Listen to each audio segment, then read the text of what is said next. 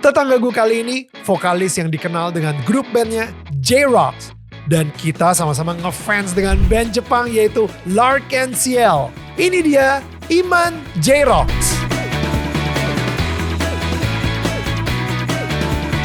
Di sini, Iman bercerita bagaimana ia pertama kalinya belajar dan mengetahui tentang ilmu tasawuf. Dan di sini juga Iman menceritakan tentang perjalanan spiritualnya yang dia tuangkan di dalam album solonya The Holy Spirit. Gue jujur baru pertama kali mendengar ada aliran mistis seperti ini di agama Islam. Apakah benar ia pernah jalan-jalan ke langit ketujuh seperti single dari albumnya?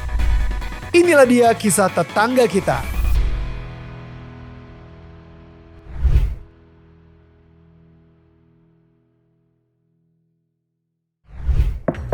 Hai, ini gue Daniel, tetangga kamu. Yuk kita mulai.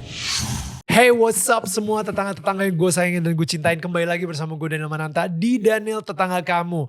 Dan seperti biasa gue pengen ngingetin kalian kalau misalnya kalian pengen support kita, gampang aja. Ada 3 cara. Yang pertama, klik tombol subscribe yang warna merah di situ. Atau kalian bisa memberikan kita super thanks ya. Jumlah amountnya terserah kalian tapi kita appreciate banget. Dan kalian bisa membeli official merchandise dari kita. Seperti jaket yang gue pakai saat ini. Yo, ada logo Daniel Tetangga Kamunya. Dan ini jaket kalian bisa dapetin tinggal langsung aja klik QR code yang ada di sini. Akan membawa kalian ke online shop kita. Dan kalian, atau mungkin kalian pengen search DMN official merch. Oke, tapi yang pastinya semua support dan dukungan yang kalian bisa berikan kepada kita itu akan memampukan kita untuk memberikan konten-konten yang bernilai, yang pastinya bisa memberikan nilai-nilai positif juga buat kalian untuk mentransformasi hidup kita semua supaya menjadi lebih baik lagi. Anyway, kita mempunyai seorang tetangga yang seneng banget ya di sini karena kita sama-sama pencinta laruku. Di sini ada Haido, kakak deh. Ada Iman J-Rocks, brother. Halo. How are you? I'm fine, thank you. Bro, panggilnya Iman ini, Iman. Tapi sebenarnya aman ya? Kalau misalnya ngomong Iman aja aman ya? Aman. Atau Iman ini? Bebas. Padahal nama lu sebenarnya Iman kan? Iman. Lu nambahin ya. jadi Iman ini gitu. Ya, itu ada filosofinya lah. Oh gitu? Ya, ada filosofinya. Kan kalau bahasa Inggrisnya I'm a 9 ya. I'm a 9. Ya, Oh iya, Iman ini. Iya, I'm a 9. Ya, jadi mungkin di situ biarlah menjadi misteri lah. Gitu. Wah, gak seru banget bro. Gak, biasanya nih trik-trik kayak gini nih. Gue biasanya harus tuangin teh dulu bro. Biasanya. Oh, nggak teh dulu ya. Oh, thank you.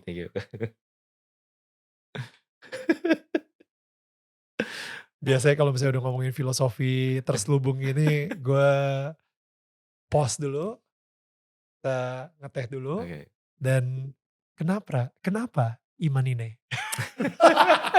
Kenapa? Angka 9 itu apa emangnya bro? Ya, itu angka yang menghiasi hidup gua mungkin. Ya, jadi ya itulah. Dan dari 1 sampai 9 itu 9 itu kan ibaratnya yang terkecil ya. Angka yang terkecil lah kalau dibilang dari kalau nomor 1 kan terbesar lah ibaratnya ya. Kalau kita balik ibaratnya gitu ya. Oke. Ya kan? Karena 1 itu Tuhan.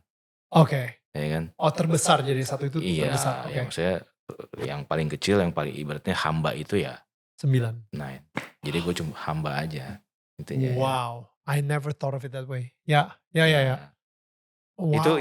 itu secara garis besar ininya aja ya. Gitu lah. Secara garis kecil? Lu masa gak mau nge-share sih sama kita sih? Come on man. Itu nanti bisa ada di inilah di album gue tuh Imanine, albumnya namanya The Holy Spirit itu ya. Iya, album baru ini kan, Iya. 2023 kemarin kan. Ya, 2023 baru rilis gitu. Tuh. Nah, jadi misteri-misteri itu lu akan masukin di udah lu masukin di The Holy Spirit itu? Yep. Sudah disampaikan di situlah. Maksudnya itu kan album itu kan sebenarnya kayak pesan bahwa ini ada sebuah perjalanan spiritual yang mana kita tuangkan lewat musik gitu kan. Karena musik itu adalah bahasa universal kan. Ya. Bahasa universal yang makanya ada beberapa lagu juga yang gue bikin itu instrumental gitu ya. Jadi biar orang yang nggak ngerti bahasa Indonesia atau bahasa Inggris atau apa itu bisa merasakan lah apa yang dimaksud oleh musik tersebut gitu. Oke. Jadi Oke, tapi gue sebelum kita ngobrolin lebih jauh lagi, gue pengen ngasih tahu dulu kalau misalnya gue itu ngefans banget sama band Jepang namanya Lark and Ciel. Sama. Ya, exactly. Laruku Ansieru gitu, Yeah. atau dipanggilnya Laruku kalau Yeah. misalnya di. Gue ngerasa tuh ya pas zaman gue jadi VJ di tahun 2003 itu kan ada Smile, itu albumnya mereka Yeah, gitu yeah, kan, yang yeah. Smile yang Ready Steady Go, ya. Gue gak tahu kenapa, tapi gue ngerasa gue turut andil dalam mempopulerkan album tersebut Yeah. di Indonesia gara-gara gue menang VJ MTV, VJ Hunt. Karena tiba-tiba lagu tersebut itu muncul di radio-radio Yeah. gitu. Gara-gara orang pada nanyain, ini VJ MTV ini baru band favorit lu siapa? Dan gue selalu ngomong Lark and Ciel. Yeah. Bahkan di VJ Hunt gue aja gue pakai bajunya juga mukanya Haido gitu jelas-jelas. Nah, tapi gak lama setelah itu muncullah J-Rocks. Bilangnya J-Rockstar apa J-Rock? Nama bandnya? Iya. J-Rocks. Oke. Kalau J-Rockstar kan fans clubnya. Oh, fansnya ya, fansnya J-Rockstar ya. Sorry. Yeah. Gue mikirnya itu kayak karena ada logo bintang di belakangnya itu. Ya memang kalau nama bandnya J-Rocks, tapi kalau nama fansnya J-Rockstar gitu. Ketika J-Rocks keluar, itu gue yang kayak, wah gila sih ini. Ini Laruku tapi versi Indonesia banget. Dan itu gue pas ngelihat vokalisnya, kok dia mirip banget sama Haido pula gitu. Si vokalisnya Lark and Ciel gini gitu. Gue yang kayak, wah gokil sih. Ini gue harus berkenalan dengan mereka secepat mungkin. Ya sebenarnya sih kita itu J-Rocks ini awalnya apa ya namanya. Ini apa ya, cepet banget ya pergerakannya pada saat itu ya.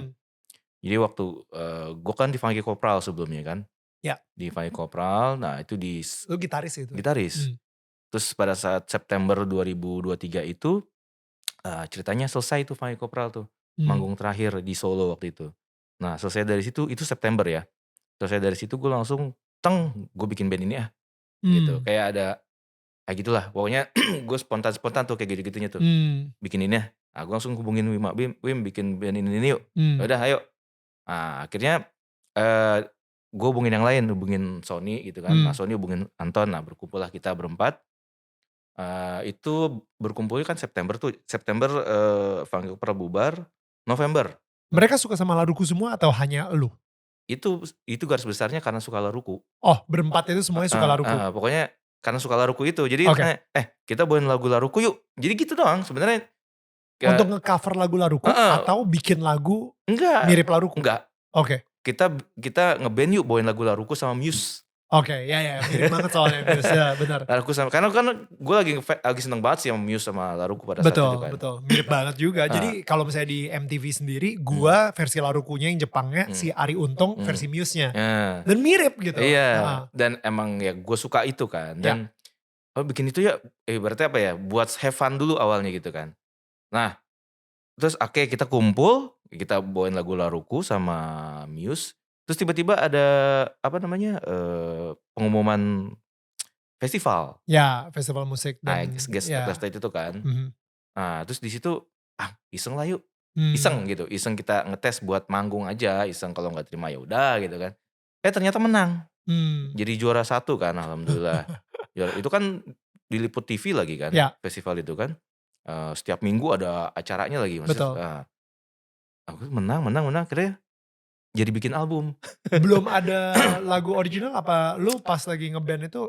Pas lagi festival itu kita langsung diminta ada lagu sendiri nggak? Udah bikin lah lagu sendiri itu. Dadakan tuh? Ya gue kebetulan gue punya bank lagu beberapa yang gue simpen gitu kan. Oke. Akhirnya gue kasih ke anak-anak, ayo bikin ini. Ya udah. Akhirnya lagu gue lah itu pada saat itu kan, itu 2 lagu tuh. Mestinya Ku Akhiri Semua sama Selamat Tinggal Kekasihku. Gokil. Ya. Dari situ tiba-tiba menang, terus tiba-tiba ya udah. Itu dalam waktu kan 3 November kita terbentuk, 2004 kita menang festival itu. Ya. Langsung dibikinin video klip, langsung dibikinin album akhirnya sama Aquarius. Udah. Jadi cepet banget itu gitu loh. Cepet dan ya itu tadi gue awalnya sama anak-anak tuh buat fun aja, buat bawain lagu Laruku fun aja gitu. Iseng berhadiah banget. Iya, iseng nggak yang apa ya namanya. Nggak diseriusin, passionate dan kayak kita akan bener-bener effort, berusaha gitu. Ya kalau gimana ya, kalau dibilang berusaha sih kita melakukannya kan karena seneng ya. Iya, Jadi melakukan itu nge-band itu karena seneng. ya. Jadi melakukannya ya dibilang usaha banget, mungkin kata orang usaha banget. Tapi sebenarnya kita santai banget gitu Iya, loh. iya, iya, iya, iya, iya, Yang kata iya, iya. orang itu konsep banget, Ya, padahal enggak, itu spontanitas semua kita. gokil ya. Gitu loh. Lo band lo konsep banget pakai apa Ya, dandanan kayak gitu. ya. Padahal mah spontanitas semua itu. Emang karena arahannya ke visual kei aja gitu. Iya iya. Emang karena gue sendiri juga pernah sih kayak Heeh. berdandan visual kei yang fotonya tidak akan pernah gue kasih lihat ke siapa-siapa kecuali ke diri gue sendiri ya, sebagai pengingat kalau misalnya dulu Daniel pernah seperti ini ya, dan tobatlah Nil ya, jangan lagi seperti ini.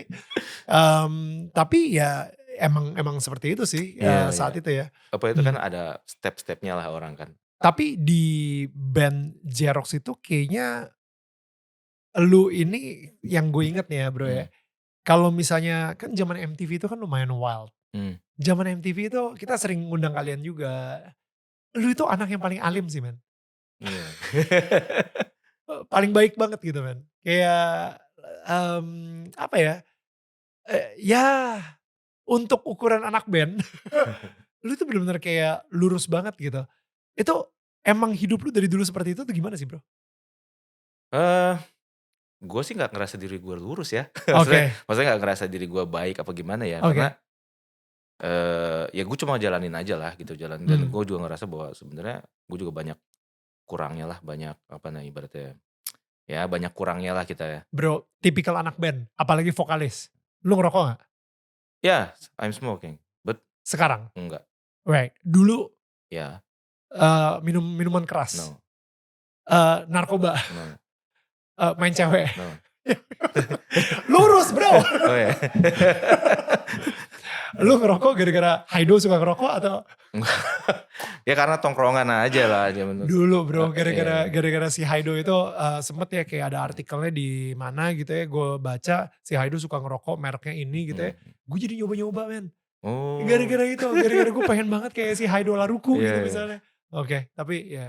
Kalau iya kalau kalau ngerokok dulu sih ya karena mungkin lingkungan ya, lingkungan tuh dalam artian ya tongkrongan lah, gua anak tongkrongan ibaratnya gitu Ya, ya, zaman dulu ya, tuh. ya. Jadi gua nongkrong di mana aja gitu, Ya, nongkrong di mana aja, tapi ya gua nggak apa ya ibaratnya ya, kalau yang parah-parah banget gua nggak ya, nggak tergoda ke arah situ ya gitu. ya maksudnya kayak gitulah. Ada Hmm. semacam kayak apa ya namanya ya, remnya lah, apa ya sebutannya ya, Iya ya, ya kayak iya ya. gitulah gitu. Mungkin pokoknya ketika lu pengen nakal pun juga kayak di hati lu udah nggak enak duluan gitu. Iya, tapi memang sih, apa ya namanya, nggak dipungkiri juga ya, kan setiap manusia kan pasti ada kecenderungan-kecenderungan ke situ ya, setiap manusia Hmm. gitu ya. Nah, dan itu yang, ya pergolakan lah, di situlah Hmm. pergolakan. Makanya gua ngerasa bahwa, ya udahlah jalanin aja lah, semuanya juga Hmm. tiap manusia pun sama punya plus minusnya, punya apa namanya, punya kecenderungan yang sama gitu loh. Hmm. Kalau gue sih memandangnya gitu ya, setiap setiap manusia tuh punya kecenderungan yang sama gitu. Hmm. Kayak template lah ibaratnya gitu loh. Oke. Kayak laki-laki dan perempuan tuh seperti ini, kalau laki-laki begini, perempuan begini template-nya gitu. Oh wow. Tinggal lu yang mana nih yang mau lu ikutin apa ibaratnya kecenderungan itu gitu. Hmm. Ya kan? Karena setiap orang sebenarnya nah itu tadi dia bisa kayak masalah ke Tuhan gitu kan. Nah, sebenarnya setiap orang tuh itu sama gitu loh. Punya kecenderungan ke situ semua gitu. Untuk ke arah ke Tuhan. Arah ke Tuhan gitu. Kayak orang apa namanya gimana ya, dia merasa stres apa segala macam. Ada yang larinya mungkin ke alkohol ataupun ke narkoba segala macam ya. Karena dia mungkin di situ belum menemukan jalannya gitu, jalannya untuk Untuk ke arah Tuhan. arah Tuhan itu. Tapi sebenarnya dalam dirinya itu sebenarnya menginginkan ada yang dirindukan itu tadi. Yang dirindukan kan itu ibaratnya, sesuatu itu ya. Yang Hmm. mana sebenarnya jawabannya ya cuma Tuhan lah. Gue pengen ngomongin sedikit kalau gitu soal album lu The Holy Spirit Hmm. gitu. Kenapa namanya The Holy Spirit? Ya, itu apa namanya, salah satu apa ya namanya, bisa dibilang tiba-tiba aja harus begitu.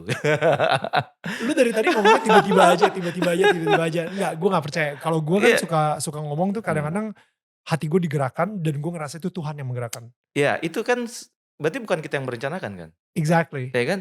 Begitu juga dengan The Holy Spirit ini. Iya, bukan gue yang merencanakan, bukan gue yang Kita di sini cuma ini aja, cuma apa ibaratnya, cuma corong aja lah ibaratnya gitu loh. Cuma corong yang mana kita kayak bikin lagu gitu. Lagu aja kalau dari sudut pandang gue gitu ya, itu bukan manusia yang menciptakan. Makanya dibilang pencipta lagu. Kalau gue lebih cocok ditulis penulis lagu gitu. Karena yang kreator pencipta itu cuma Tuhan. Gitu. So good. Dan contoh gini, kayak lagu ya. Kenapa lagu kadang-kadang suka ada yang mirip di belahan daerah sana sama di belahan daerah sini suka ada yang mirip gitu. Plagiat bro biasanya. Belum tentu. Oke. Di zaman dulu nih ada kejadian nih pada saat itu eranya siapa namanya? Lagunya si George Harrison. Oke. Ada mirip dengan lagu ini kan disu kan. Nggak mungkin loh George Harrison ngeplagiasi sebenarnya kan. Karena dia nggak akan pernah denger. Nggak akan, ya kan? Nah kan tapi ada kemiripan di situ. Berarti kan sebenarnya kayak lagu atau apa ini udah ada di mana nih? Cuma tinggal siapa yang nariknya dia. So good. Siapa yang orang yang mana yang narik gitu. Entah orang di sana dia tiba-tiba dia narik database-nya gitu. Yang nggak jauh-jauh aja kali ya. Muse sama Laruku aja. Yes, that's right. Inggris sama Jepang gitu. Yang emang benar-benar kiblatnya beda banget. Beda banget. Tapi ada kemiripan. Ada kemiripan. Ya, itu tadi. Dan ya itu tadi lah. Makanya kan sebenarnya kalau dibilang yang ciptain suatu karya atau apa itu, ya kalau bukan kita lah sebenarnya lah hakikatnya sih. Kalau selesai maghrib tuh langsung ngaji gitu kan, itu setiap hari seperti itu gitu loh. Wow. Itu mulai SMP, gue tuh yang udah mulai rasa resah gitu loh. Karena? Wah ini banyak banget ya agama ya. Gitu. Kira-kira yang paling benar yang mana ya? Entahlah, itu kayak nggak berhenti berpikir aja nih otak gitu. Akhirnya ya di situ lah ya, di situ mulai pergulatan lah, ibaratnya pergulatan yang gue setiap hari itu berpikir. Akhirnya gue nyerah, gue berdoa sama Tuhan. Ya Allah, tolong tunjukkan hamba jalan yang benar menuju kepadamu. Kalau tidak matikan saja hamba. Damn. Radikal gila doanya. Iya. Ekstrim abis. Yes. Wow.